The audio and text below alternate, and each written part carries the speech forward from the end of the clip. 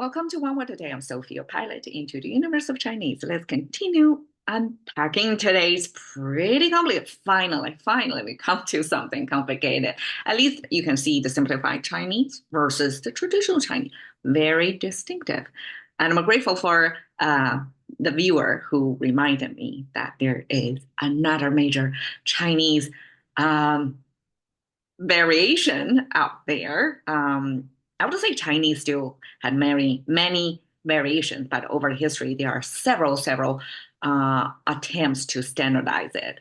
And by standardizing, that means you silence some versions, variations of it by saying this is the correct one, the ultimate one. But we know language is used by people, and people live in their own context and the landscape, and you probably won't be able to totally standardize, because standardize means simplification, means um, ignoring some verse. So, okay, in today's lingo, DEI, right? Inclusiveness, diversity, equity. Okay, I don't exactly like equity, but diversity, yes, I'm for. Inclusive, it depends. I'm mostly for. So this language starts and still is have diversity, have variation, and simplified and traditional are just currently two dominant ones. Let's say it that way. Okay. Fa or fa depends on what you are using it for. So if you use it as a noun, it is here. It's our body parts. So that's the one that we're talking about here, the Paleolithic, possibly essential concept for humans. And fa is the action word. That means trigger, particularly the pull the trigger, not a gun, because it's pre gun age was invented as an arrow shooting trigger, like a release the arrow. So that's the fa. Okay, so this is, we talked about that I think a few episodes ago, last month, as one major Paleolithic survival skills, that you need to be good at arrow shooting so that you can go out hunt something like a speedy, that you just humans based on our two legs. Even if we run fast, some of us can run fast, may not still outrun animals out there or birds out there, right? So arrow as a human tool to as a multiplier of a capability to as a hunter is an essential skill. So that's done already. But I'm just showing you contemporary Chinese. I have the standardization thought in me again. Okay, simplify doesn't mean it's the one truth and version, but this is where I grew up in. This is my default version. Okay, so this fa is the hair we're talking about. And you can see traditional Chinese kept or still keeps more of the fat, what it is about. And traditional Chinese have more element that's similar to this icon in there. It turned out fat, at least per the dictionary I'm looking up for, it's not included in the 2,000 years ago's 说文解字. It's a totally different thing. It's too complicated. It's hard to picture that word and find any connections to this or this. So two versions of surviving versions of the many variations of Chinese written symbols that are not mapping up to the mid history supposedly fa version. So I'm not including that. Instead, I include a character that means long. And this long means hair long. Chinese started as a language that's visualize the world, right? And also Chinese have the first person perspective. We have the hands reaching from the bottom screen, and we have feet here. Like this is literally left foot, right foot. It's very visual. And we not only use our body parts in our language, but we use our body as the measurement of in relative to us. Is it taller than us? shorter than us, or on our body parts, is it long and short? So in this case, we use the human hair length to, I guess, as the entry point to the abstract concept of long. So this character means long, and it is made of this two-leg standing being. That's a simplification of human. Actually, we know that human figure in its left side oriented. So this is the front side of the body, the back torso. Super abstraction is hard to see. And then this big horizontal line doesn't mean you decapitate somebody. It's horizontal line as an indicator to mean it's the top of your human body. And then these intricate, like this shape, almost like a zoomed in microscopic view of the hair scales. I mean, isn't that interesting? I don't think they ever see hair as a scaling thing back then without the tools that we have today. But that's how Chinese happen to capture how hair will look like. It looks like a braided hair. So it's in a pattern, a recurring pattern, and things are in order. So as far as I know, back then, I mean, the hairdressing probably was a profession back then as well.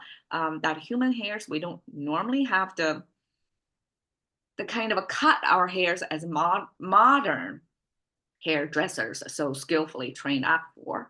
But for the most part, we keep our hair because that's what we originally X work, meaning out of the womb, and that we grow with. So Chinese philosophy is you keep what you're given. Uh, you don't shave off your hair or cut your hair short.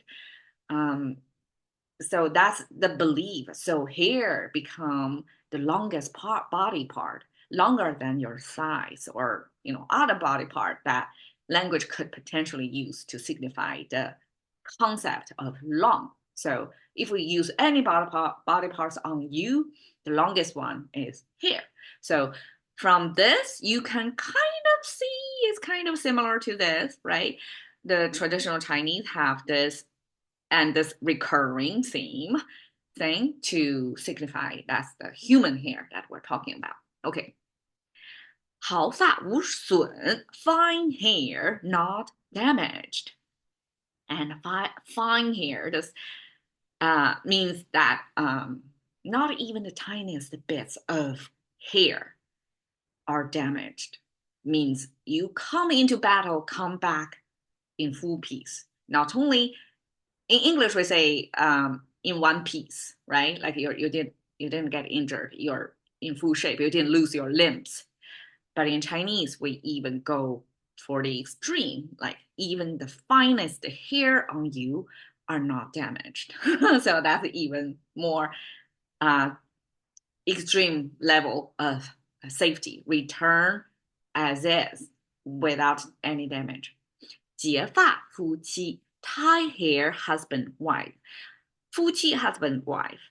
So in Chinese, I guess it's in relation to agricultural traditional marital rituals or what's expected back then, the social norm back then, as you got married at a young age so that grandparents are still alive when you deliver the grandchildren to them, because that's one major obligation through life back then. And 结发夫妻, tie hair. Okay, tie hair is a ceremonial kind of passage of rite in ancient Chinese that when you're old enough, you are supposed to tie your hair up. So there are expressions like that's almost from your teenage years to adulthood. The signature, the visual cue is you have a different hairdo. As a kid or at each end of life, youngsters or older senior years of yours, your hairstyle is like free for all, doesn't matter, nobody cares. But once you reach adulthood, meaning you have certain obligations socially, expected on you, right? You're supposed to behave and look in certain way, many ways actually. So Chinese have many such expressions of social expectations on you. So tie your hair is one such appearance expectation that you need to have a hair tidy, and so that we know you're grown up, you take care of yourself, take care, not only like make your bed, as Jordan Peterson said, right? That's one signature move, that you're taking care of your own business. But you actually tie your hair to show that your grooming skill, that you're really taking care of you. And that's the number one thing. If somebody's hair down, we know is somebody who's lost in certain way. But as a socially functioning person, member, you're supposed to tie hair. And that's, I didn't check back the book, but it's probably around 15 years old. It's in today's standard as teenage years, but in ancient times, because lifespan is shorter and you're supposed, yeah, you don't have many years in school. You just go out in the farm, farming, reproducing, die. Then that's, I guess, a simplified script of the life expectation. I mean, the life behavior, social expectation back then. So 15 years old, at the tie hair sensitive age, like right at as the young adult in today's, lingo, you are husband and wife. That means you set out your life as the couple. And that in Chinese ideal of relationships, like that's the best relationship, because each of you came in innocent and you're kind of pure. And then you have once you become adult, you become the partner set for life together. And I guess in ancient times, the divorcing, probably you still can, but it's not as at liberty or as easy as today. So the tie hair as young adulthood, first coupling in your life, was the most valued in back then in that culture. Okay, 青丝白发, black thread. So here we're using thread to as another name, as a referral name to hair, human hair. So when we say 青丝, 青 actually is a bluish greenish color, is the color of life. But in some cases, down the history, this 青 become black color. I mean, just like my hair color is close enough to represent Chinese regular hair color, which is brown, black, mostly blackish hair. So when we say 青丝, it doesn't mean blue green color. It means kind of a close to black color. And I guess in that sense, it's a color of life as well, because we're talking about human hair.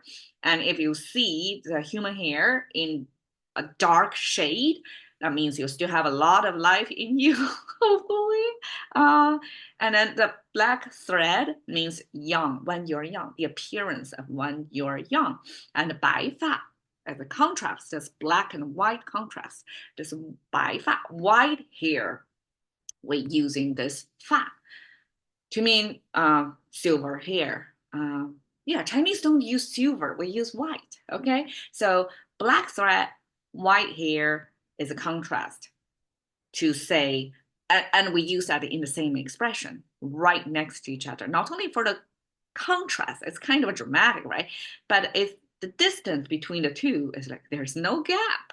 So in that sense, Chinese expressed, life passed by in a blink of eye, and you remember yourself as still have the 青丝, the black hair.